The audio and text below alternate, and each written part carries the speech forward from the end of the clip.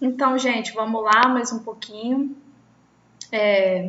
Ambiente doméstico, né? Então, barulhinhos vão acontecer, às vezes o gato vai invadir, desculpa, mas vamos lá tentar fazer o melhor que a gente puder, tá? Vamos falar agora do humanismo. E aí eu acho que vocês já estão com o slide por perto, vai facilitar. O que foi o humanismo? Bom, o humanismo, primeiro, ele é uma escola literária de transição. Transição de quê, professora? A gente tem trovadorismo, Idade Média, para chegar ao classicismo, Renascimento. No meio termo, a gente tem o humanismo. O humanismo foi o início da transformação desse homem, do modo de escrever, até evoluir e chegar ao classicismo. Beleza? Então, a primeira coisa que a gente tem que lembrar é que o humanismo é uma estética de transição, uma escola literária de transição. A gente tinha a Idade Média, o trovadorismo, agora a gente está indo para o Renascimento. E dentro do Renascimento, a literatura, a produção literária dentro do Renascimento a gente chama de classicismo, ok? A gente tem, de informação de contexto, o humanismo surge na Itália, no século XV, e a gente tem um conflito de teocentrismo e antropocentrismo. Vamos lá. Teocentrismo estava lá no trovadorismo. O Deus é o centro do universo, Deus é o centro de tudo. Agora a gente começa a discutir o antropocentrismo. Não é mais Deus que é o centro, é o homem que passa a ser o centro. O nome da escola literária já dá uma dica pra gente. Humanismo, ser humano, o homem se torna alguém muito importante nesse momento, ok?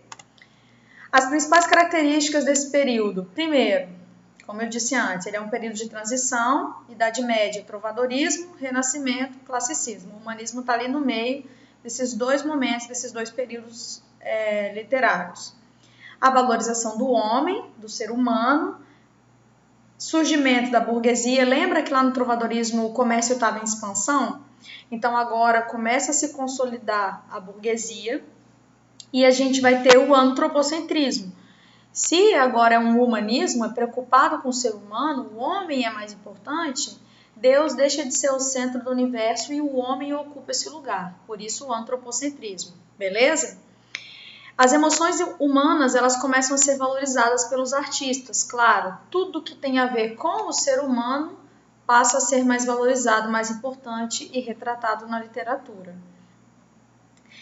Como agora a gente está vivendo um período de antropocentrismo, a Igreja Católica, ela perde a força. Por quê? O homem agora se afasta da religião, Deus não é mais o centro, agora eu faço o que eu quero, eu sou o centro de tudo, as minhas vontades, as minhas emoções que valem.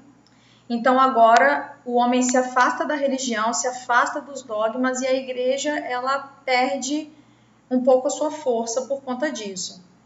Nesse período começa a ser valorizado o debate de opiniões, o homem ele começa a discutir, por quê? Começa a discutir e aí é um homem que debate, que questiona. Existe a valorização do raciocínio e do método científico. Por quê? Porque agora a explicação das coisas não é mais porque Deus quis assim. O homem ele passa a investigar e a ciência ganha espaço e esse homem começa a valorizar o procedimento científico, o método científico e o raciocínio lógico, o raciocínio do homem. E, obviamente, se tudo isso está sendo privilegiado, a gente vai ter a presença marcante de uma coisa que eu gosto muito, que é da razão, ok? Os principais autores na Europa, como um todo, Francesco Petrarca, Giovanni Boccaccio, Michel de Montaigne, Thomas More e Gil Vicente, que para nós é muito importante porque a gente vai falar da literatura portuguesa. E Gil Vicente é o português da lista, então a gente vai aprofundar nele, ok? Bom, o humanismo em Portugal. Como que é a produção literária? A poesia é palaciana. O que é isso, professora? Significa que ela era produzida dentro dos palácios. Vamos lembrar, gente, ainda é a elite que escreve e que lê. Então, o ambiente de produção ainda são os palácios. Ela era uma poesia escrita por nobres, uma poesia só não, né? Uma literatura escrita por nobres e que retratavam os costumes da nobreza, beleza? Os gêneros mais explorados em Portugal: o teatro popular, a poesia palaciana e a crônica histórica.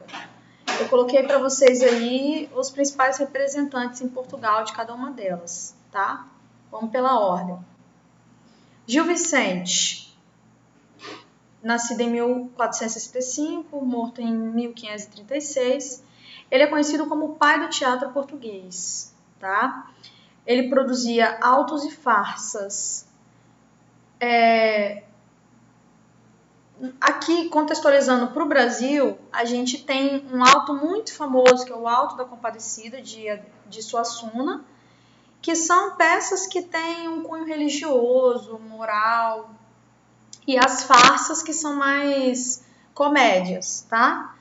A gente tem aqui no Brasil também a Farsa da Boa Preguiça, que é bem legal, é um texto que vale a pena conhecer. Agora, de Gil Vicente, a gente tem o auto mais famoso, é o Auto da Barca do Inferno, e a farsa de Inês Pereira, que é a farsa mais famosa. O Alto da Barca do Inferno talvez seja o texto mais conhecido dele aqui no Brasil, que conta das barcas que estão levando as pessoas em direção... Uma vai para o céu, outra vai para o inferno e conta histórias que acontecem com as pessoas que estão ali. É bem legal, eu gosto dessa obra. Fernão Lopes, 1390 até 1460. Ele foi um dos primeiros escritores humanistas em Portugal, cronista-mor da Torre do Tombo, maior representante da prosa e fundador da historiografia portuguesa. Ele produzia as prosas históricas e crônicas históricas, e as principais eu também coloquei aqui para vocês. A crônica de El Rei Dom Pedro I, de El Rei Dom Fernando e de El Rei Dom João I. São as principais obras dele. Ele tinha muita relevância por causa dessa produção histórica, tá? E Garcia de Rezende, 1470 a 1536, que foi o maior representante da poesia palaciana. E essa poesia que era produzida dentro dos palácios e tudo mais. A obra principal dele é o Cancioneiro Geral, que é esse compilado, essa coletânea de poesias que eram colocadas juntas, ok? Bom, humanismo. Beleza, good vibes, facinho, é só a gente lembrar que é a transição entre uma estética e outra estética, é um recheiozinho que tá ali no meio. E aí eu recomendei os exercícios para vocês, lembrando que eu já coloquei a mais. Façam os exercícios e, tendo dúvidas, continuem me acessando por e-mail, pode ser também. Você coloca lá no título do e-mail aluno, tal turma, e manda dúvida. Ou pelo meu Instagram, @prof. Débora França, que eu tiro as dúvidas para vocês. Beleza? Vai ser um prazer. Continue estudando, galera. Não dá mole.